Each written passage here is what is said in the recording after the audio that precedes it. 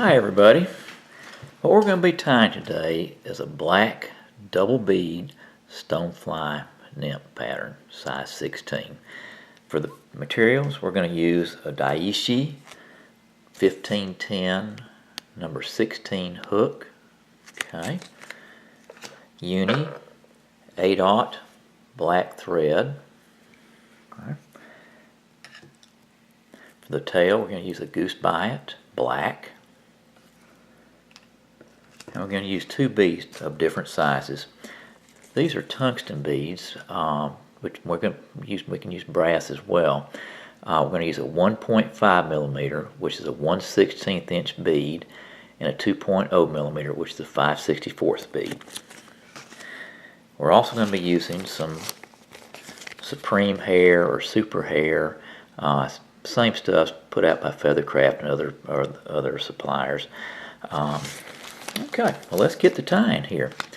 First thing we're going to do is we're going to start a thread on the hook. Cut that off. Now, stoneflies have antennae coming out the front of their heads, so what we're going to want to do is we're going to want a little space in front of these beads. So what we're going to do is we're going to come over like this. Push that bead back just a tad. Okay, come over again. Okay, and that's going to leave a little space right there at the head.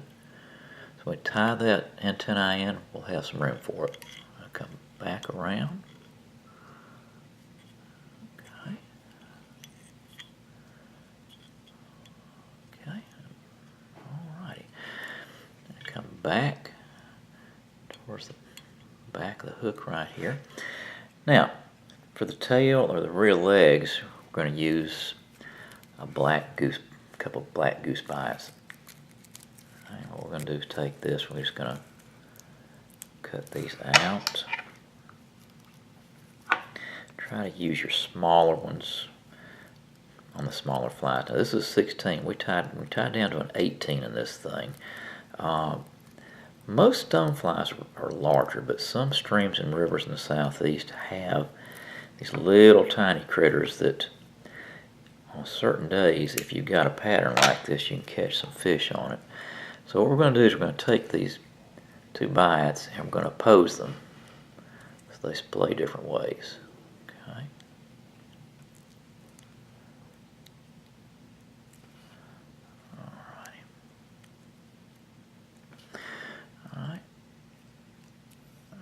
Go and get them so they're both the same length. All right. Now what we're going to do is we're going to come back here. We're going to hold them on both sides of the hook with our thumb and forefinger, and we're just going to slip around here and put a loose wrap, another loose wrap. I'm going to check to see how the length. Now that in this case it's a little long, so I'm going to take one back off. I'm going to move them up a little bit. Okay.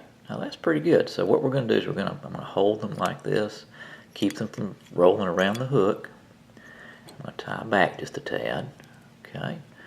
We still got these, and we're going to come forward up to the bead.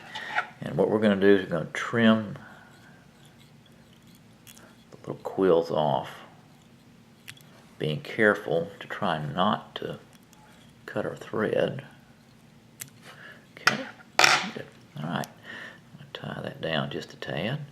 Now, our body material is going to be made of D-rib, a black D-rib. Now this material has got a flat side and a concave side. So what we're going to do is we're going to take and we're going to put the flat side against the hook and capture that with our thread. Down like this. Now I've got that captured, and what I'm going to do here is I'm going to just pull this back to keep the profile of the body slim. Alright, I'm going to go back to where the rear legs come out. Once I get there, I'm going to come back to behind that bead. Okay. Now, the concave side is going to be facing out. And what that's going to do is give us a segmented body. So I'm going to just take this and stretch it. Okay. Tightly at first, and then as I get further towards the bead, I'm going to release some of the tension on it, so it's going to make the body just a little bit full, a little bit more tapered. Get up to right about here, okay, and I'm just going to tie this down. Okay, a couple 3 wraps on one side. Okay, now so I'm not putting a bunch of tension. This is 8/0 thread, so if you put too much tension on it, it's going to snap on you. So I'm going to come around this side one time, wrap one time. I'm going to take my scissors and just pull tight on it. There you go. And you can kind of dress that down a little bit. Tie it down a couple more wraps. The next thing I'm going to do is move this thread between these 2 beads.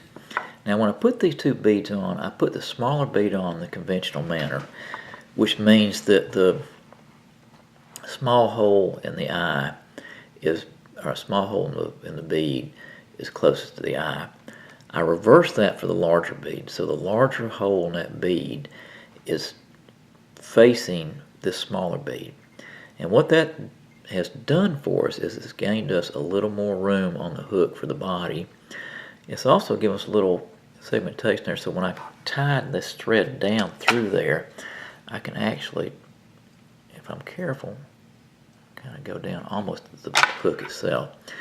Right, so I'm here between the 2 beads. Now I'm going to take a strand, this mohair or super hair comes in hanks, and what you're going to do is you just need one strand, and that strand will tie you 2 or 3 flies if you're careful with it.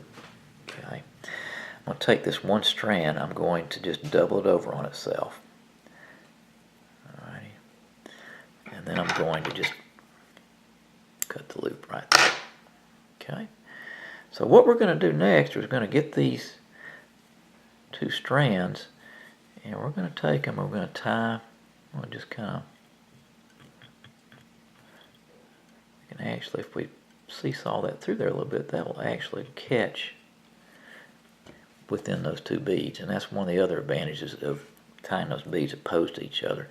So now all I've got to do is come over here, and we'll hold the bead right here, tighten down on it, pull it back just a little bit, and tighten down on it.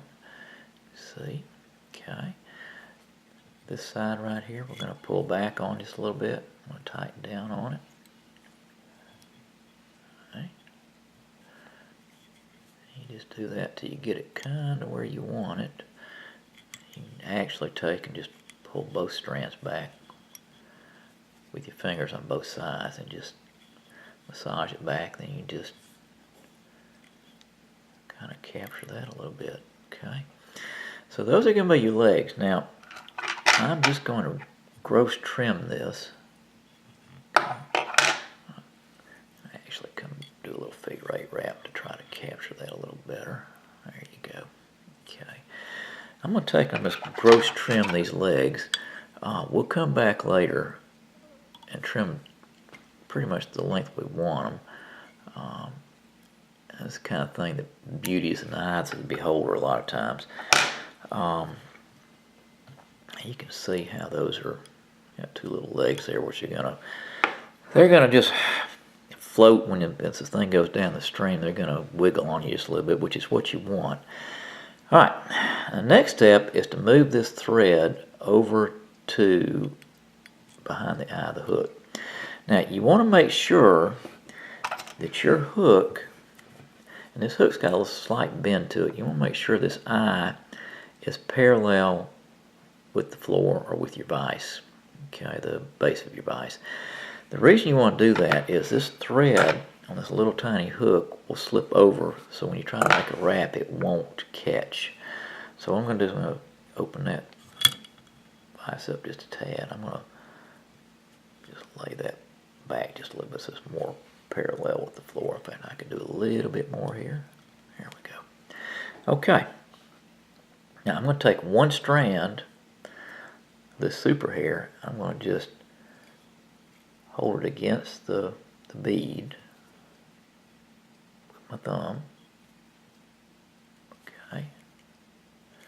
And I'm going to take and just wrap over, see if I can't capture it. No, that wasn't it.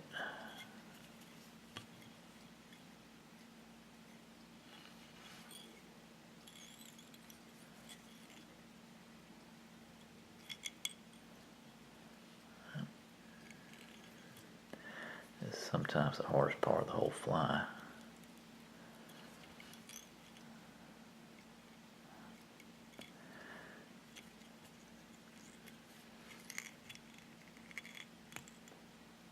Okay, there's one.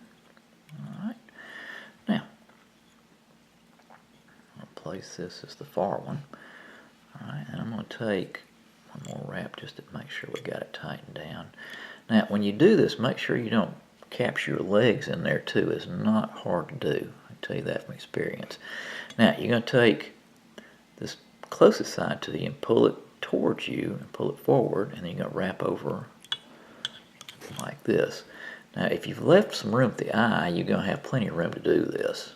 Okay, and just pull these babies forward, keeping them apart with your thumb and forefinger.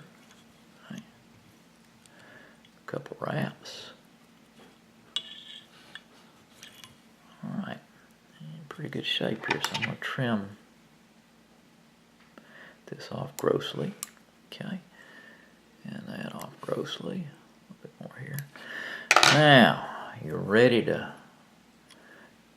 do your whip finish and do your final trimming, and you're done. So what we're going to do, we're going to do a whip finish right like this. 3 wraps. Just making sure you don't capture the legs or the antennae. Okay. You know what? You're about done here. Take that, trim that. Alright, now we're going to try to envision what a tiny stonefly's antenna would look like. And we're just going to trim it like that. This super hair is good for these smaller flies that you need legs or antenna on. They just don't make rubber legs that are actually small enough to put on these little flies. So we're going to trim that out. And there's, trim the legs back up right here. There we go. Okay, and we probably want to trim that just a tad. That just a tad, okay. And there you go. Little black stonefly pattern, size 16. Enjoy.